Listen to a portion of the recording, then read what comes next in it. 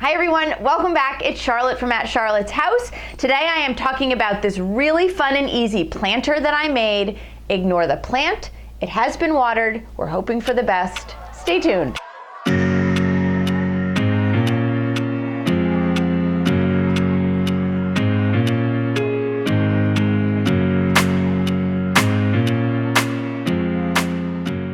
I had the idea for this for a while, and I finally was able to pull it off in a really quick and easy fashion, so I'm excited to share the steps with you.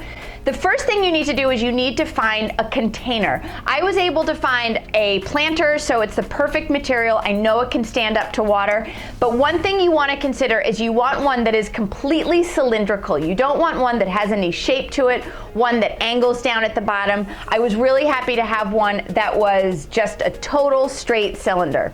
For a while, I was looking at ways to cut wooden spheres in half on my own, but it turns out it's really complicated and you need to build things like jigs that I wasn't into. But I searched on Amazon and you can already buy these semicircular wooden shapes. So I'm including a link in the video description. They couldn't have been easier to work with, and it made this project so fast.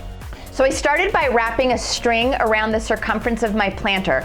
Once I had this distance, I was able to figure out an even spacing of my columns. It just became simple math. Once I had the distance between each column, I used a ruler to figure out what would be a good distance between each circle on each row. Once I had figured out the even spacing, I used a little bit of sandpaper to rough up the planter where I was going to be gluing my wood. Once I had roughed up the planter, I went back with my quick dry super glue. I like working with the quick dry gel for this because it has enough texture to hold the beads in place, but it dries fast enough that they're not falling off the sides of the planter. So I'm going to include a link to that as well. I've been using it for a while and I really like the results. So then it was as simple as just slowly working my way around the planter and gluing all the wooden pieces in place. The last thing I did is I gave the entire planter a coat of spray paint. I'm obviously using white, but you can bring in any color that you want. I did this in my garage, which is a disaster right now, so I'm not going to show you that part. Just close your eyes, use your imagination.